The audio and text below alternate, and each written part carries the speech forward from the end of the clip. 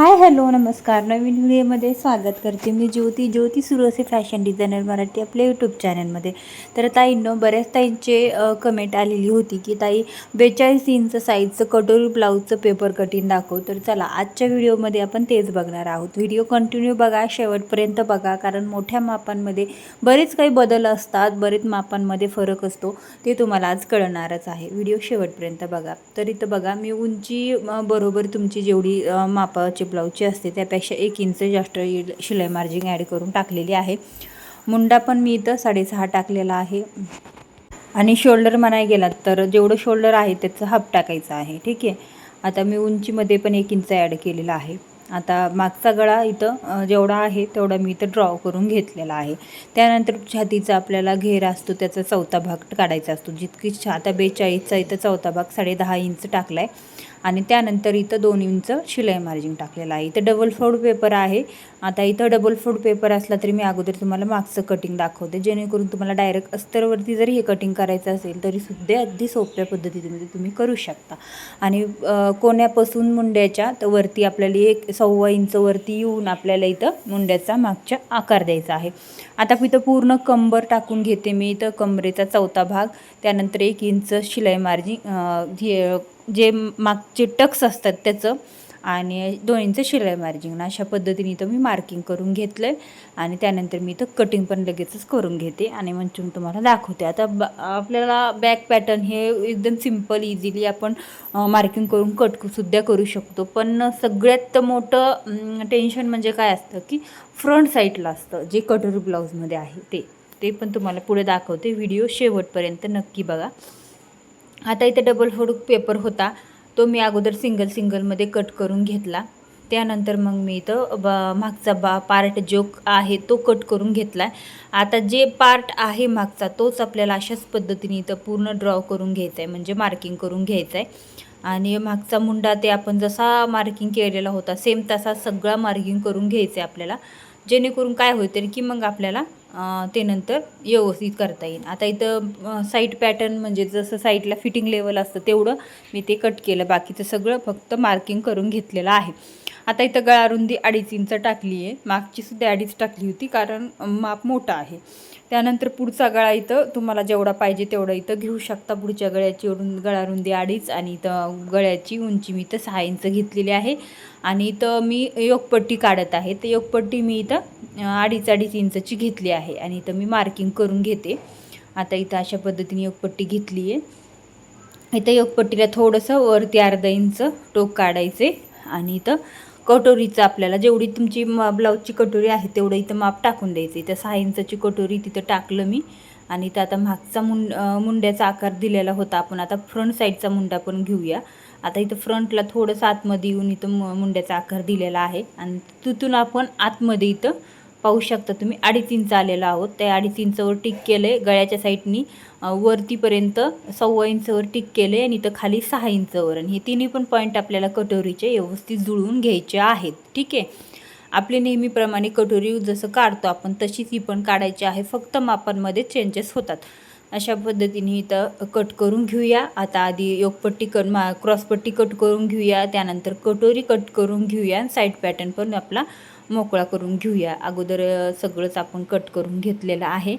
आता बघा इथं साईड पॅटर्न पूर्ण आपल्याला जसा पाहिजे तसा निघालेला आहे. फक्त आपल्याला इथं काय वाढवायचं आहे तर योगपट्टी आणि कटोरी. आता इथं आपण सगळ्यात अगोदर कटोरी वाढूया, जेणेकरून तुमच्या लक्षात येईल की आता कटोरीमध्ये काय बदल करायचे. आता नेहमीप्रमाणे जसं असतं तसंच आपल्याला कटोरी इथं मार्किंग करून घ्यायची आहे, पण जशी घ्यायची आहे तशीच घ्यायची.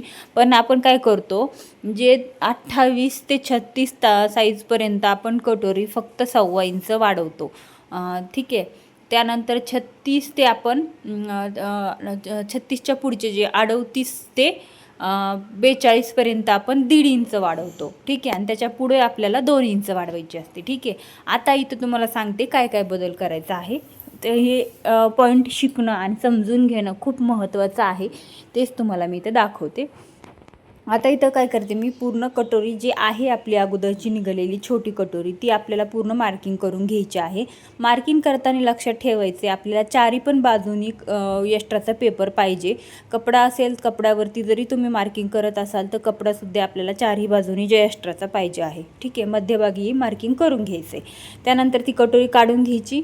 एक साईडने मी इथे 1.5 इंच वाढवले. ठीक आहे, मार्किंग करून घ्यायचं आहे. दुसऱ्या साईडने सुद्धा मी इथं 1.5 इंच वाढवले, मार्किंग करून घ्यायचं आहे. ठीक आहे, त्यानंतर गळ्याच्या साईडने सुद्धा मी तर पुढं अर्धा इंच वाढवलेला आहे. त्यानंतर वरच्या गळ्याच्या साईडने सुद्धा आपण जे साईड पॅटर्नला जोडतो तिथं 1/2 इंच वाढवलेला आहे. ठीक आहे, म्हणजे 1/2 इंच म्हणजे अर्ध्यातला अर्धा इंच. ठीक आहे, अशा पद्धतीने. आता इथं बघा, आणि आपल्याला पॉईंट जुळून घ्यायचेत. अगोदर तुम्हाला व्यवस्थित आकार नसेल येत तर डॉट डॉट करायचे आणि त्यानंतर अशा पद्धतीने आकार जुळून घ्यायचेत.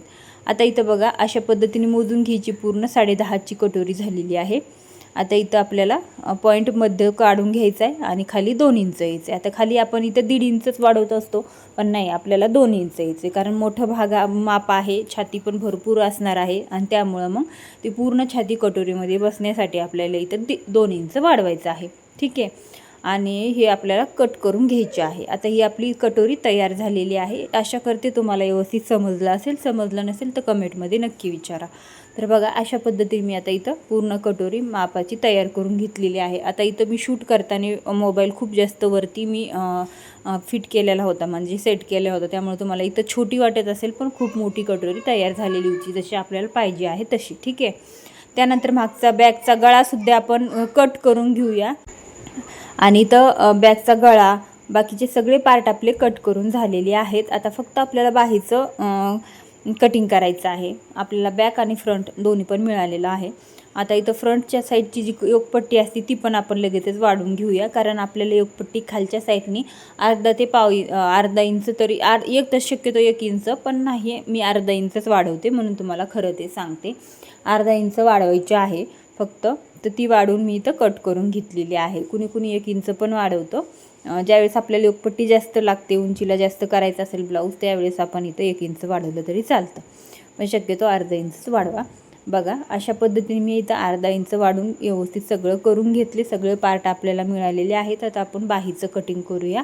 कालच्याच व्हिडिओमध्ये एका ताईंनी कमेंट केलेली होती की आम्हाला बाहीचं कटिंग दाखवा. तर बाहीचे कटिंगचे व्हिडिओ आहेत, सेपरेट व्हिडिओ, पण तरी पण मी प्रत्येक पेपर कटिंगमध्ये बाहीचं कटिंग दाखवत असते शेवटला.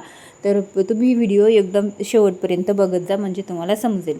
आता इथं बाही जितकी आहे तितकी टाकून द्यायची, बाहीची उंची, आणि त्यानंतर आपल्याला बाहीची घडी किती टाकायची ते पण तुम्हाला सांगते.